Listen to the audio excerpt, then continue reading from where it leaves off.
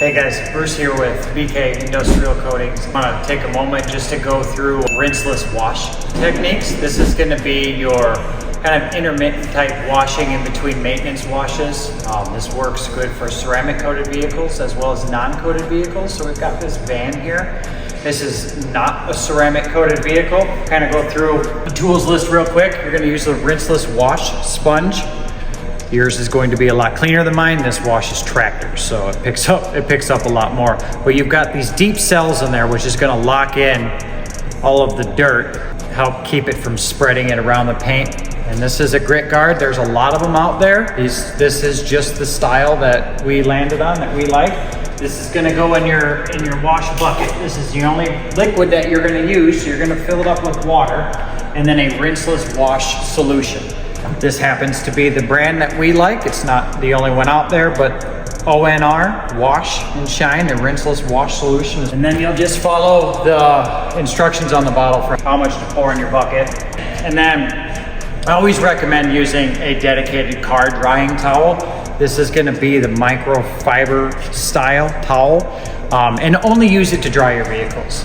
That'll help with not introducing more scratches in there. You also, most of them will have a different color side. It would also be helpful to be cognizant of what side you're using for what vehicle. So typically you would use the darker side for wheels and maybe bottom trim, right? So only dry that area with this towel. It's just a good practice. It's not something that probably matters all that much, but since you're getting two different colored sides, you may as well try and use that to your advantage. You want to make sure there's not like sand on the paint, right? It's not a good idea to rinseless wash, touch the paint with anything that's got that abrasive of a media in it. The rinseless wash itself has got emulsifiers in it and surfactants in it, so it'll allow the dust and the dirt that's on there to be encapsulated within the solution itself, which will then be locked in this sponge. And that's when the grit guard comes in. So when you go to rinse out your sponge, you're not just dipping it in and pulling it out. You're gonna dip it in, you're gonna rub it against the bottom of the grit guard to try and pull out the debris that you picked up off the paint. And you're gonna kind of go in what would be like an intuitive type way of doing it, right? You wouldn't go from the bottom where it's most dirty and work up to the top. That doesn't make sense, because you do have the chance of taking this salt debris that's on here, mostly some gravel dust from these gravel roads and salt debris, bringing it up through the body. Obviously that's not the way you want to go. You want to go from the top down to the bottom. When you're load up your sponge, you want it to be pretty saturated. Just give it just a little bit of a squeeze, but you want it to be pretty darn wet. And no pressure with the sponge at all. Just enough to hold between your hand and the body panel, and then drag it in a horizontal fashion. Want to try and get away at all times from doing this, whether it be to towel dry it, or if you feel like waxing, we recommend waxing with a polisher and not by hand, but you want to just kind of get away from that habit.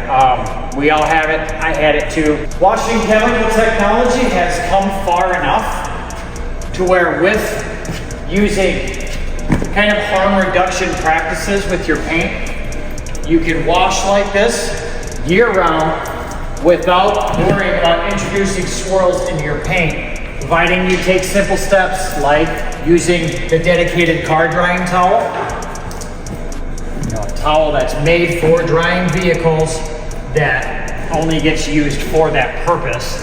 And then a rinseless wash setup, and then no pressure on the panel at all. If you find yourself working with something that's not coming off and you feel the need to scrub, then you have to find a different way, because that scrubbing will introduce scratches. So if you're trying to get road oil off the paint and you feel that you have to scrub to get it off, then you ought to try something like letting WD-40 dwell on the paint to dissolve the road oil, and then gently wipe it off. If you scrub off that oil or tar, you're going to leave scratches, regardless of if it's ceramic coated or not. Harm reduction techniques will drastically increase the life and condition of your paint. These swirls happen because they're generally they're love marks, right? They're people caring for their vehicles. They're just doing it in a way that is not helpful. You can't see the swirls being introduced generally because the panels are wet, which the water helps hide the swirls. And you'll see it later on in life, directly in the sun. It'll just look like your paint is faded, not as happy as it used to be. And you can see, we've got a body panel right here. So since we've got two sides of the sponge, we've kept the salty gravel, roady dust on one side, and then we'll take the other side, and again, just run it once, right down the panel. And we'll take the sponge and run it against the grit guard to break loose from the sponge everything that the sponge picked up. And then we'll run it along this bottom running board trim panel.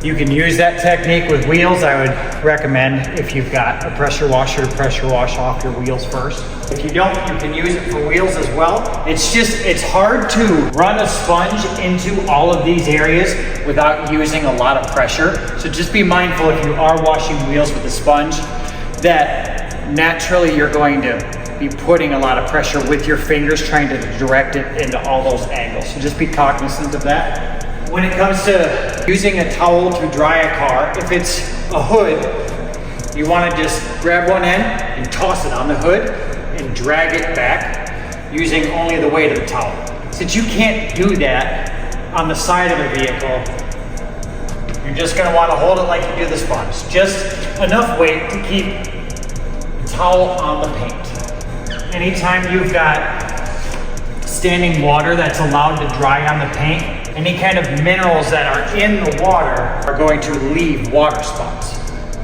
Regardless if it's ceramic coated or not, that doesn't stop minerals from precipitating out of water during evaporation.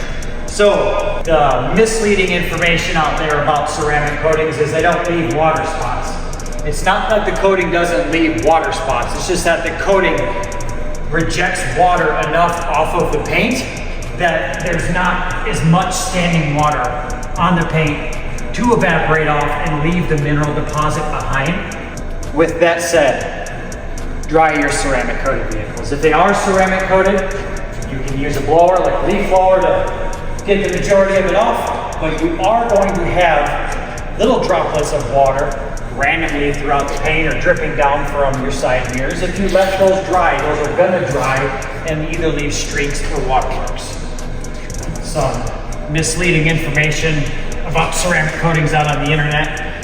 They are not a magic bullet. It is not a magic bullet to all of life's problems. It is a significant tool for your toolbox, but must be used in combination at least with harm reductive wash techniques, and rinseless wash is a great way to do it. So there it is.